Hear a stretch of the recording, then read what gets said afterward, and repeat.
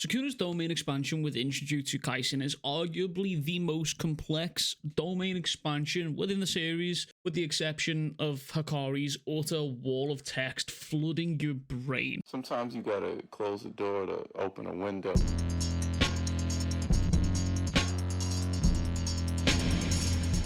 Sukuna's domain, since we saw it in Shibuya, set itself apart, being described as truly divine of a technique.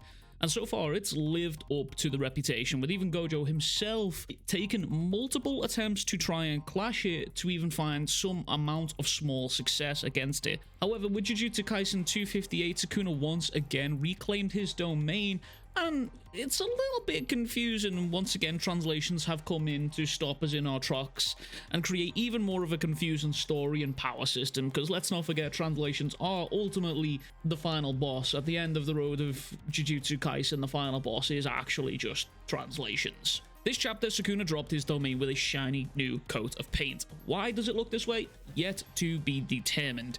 However, Sukuna did something new and unique with this domain, and it's left a lot of us in confusion, and there is a light at the end of the tunnel though, unfortunately, and that light is Lightning. Now, if you don't know who Lightning is, then fair enough, but Lightning here is one of the most trusted translators within the Jujutsu Kaisen community. Pretty much Lightning Save Us Soul Society type vibes, and they are currently employed with Viz themselves to translate News Exorcist, and even have worked on previous Jujutsu Kaisen in their own time, as well as on official capacity. Now, in chapter 258, both TCB and Viz got something wrong about Sukuna's domain.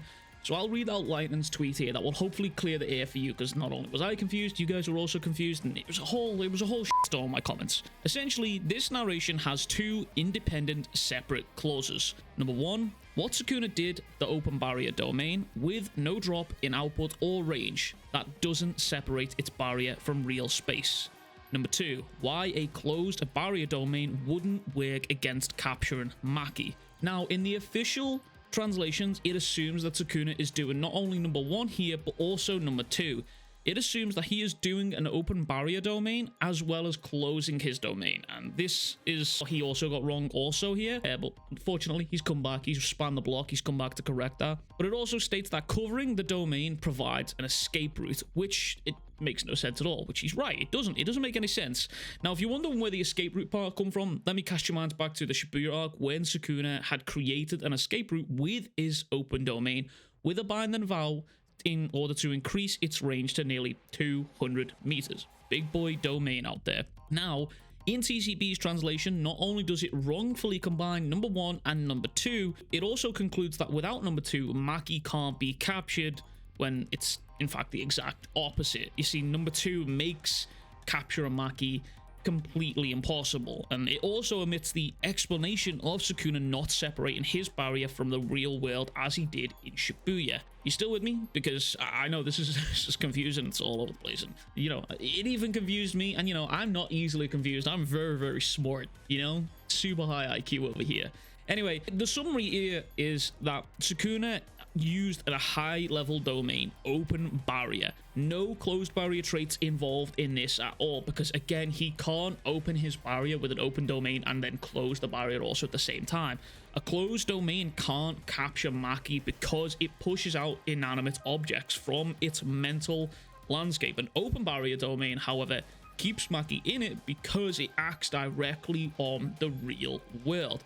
Now, Sukuna basically did all of this in order to capture Zenin within his domain, and the trade-off here was that he could only hold this domain for 99 seconds, which is, again, probably something to do with a binding vow, I imagine, because there was some words in here talking about impromptu binding vows, and I imagine that this might be one of them. In order to capture everyone within this domain, he can only hold it for a certain amount of time, which again, 99 seconds, that's a long fucking time. I mean, like, if you guys have ever been in a fight before, fighting for 30 seconds, if you're untrained, that's a long time to try and survive. So 99 seconds, it's a fucking long time when you got the King of Cases raining slashes upon you. And all of this basically stems from the fact that because Maki has no cursed energy, she can't be trapped in a domain unless she consents to it, like how she did with Mio and the sumo guy. And a lot of us, myself included, theorized that Maki wouldn't actually be able to be hurt by Sukuna's domain because of this fact here. However, all of this kind of goes back to the theory that I talked about in the chapter review,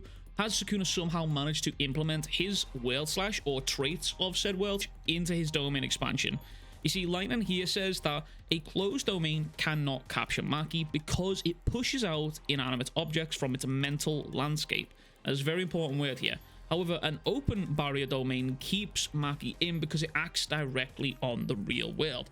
Now, I'm wondering if this is a similar thing to how Sukuna configured his slash to basically cut the world itself, and if so, that essentially means that no one anymore is safe from his domain unless they have like an overwhelmingly powerful simple domain, which, by the way, Miwa showed up to save Maki. So far we saw Yuji's simple domain collapsing and obviously him taking a lot of slashes here, but I'm going to be interested to see if Miwa did actually survive the entire 99 seconds in his simple domain against Sukuna, which, if so, that would be insanely a big feat for Miwa right there.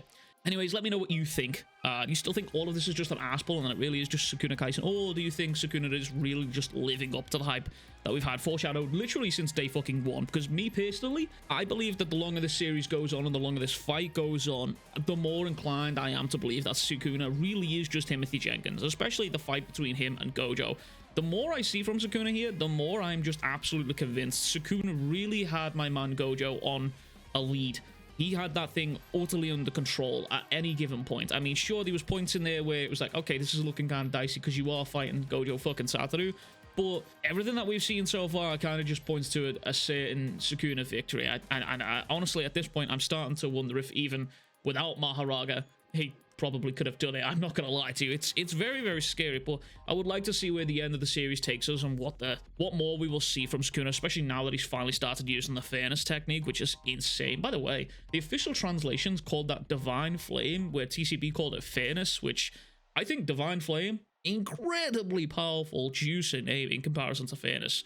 Rare official translation W right there. Anyways, that's everything from me. If you haven't already, be sure to like the video, subscribe, go drink some water, go tell somebody you fucking love them, and I shall catch you guys all in the next one. Much fucking love, big fucking kisses, peace.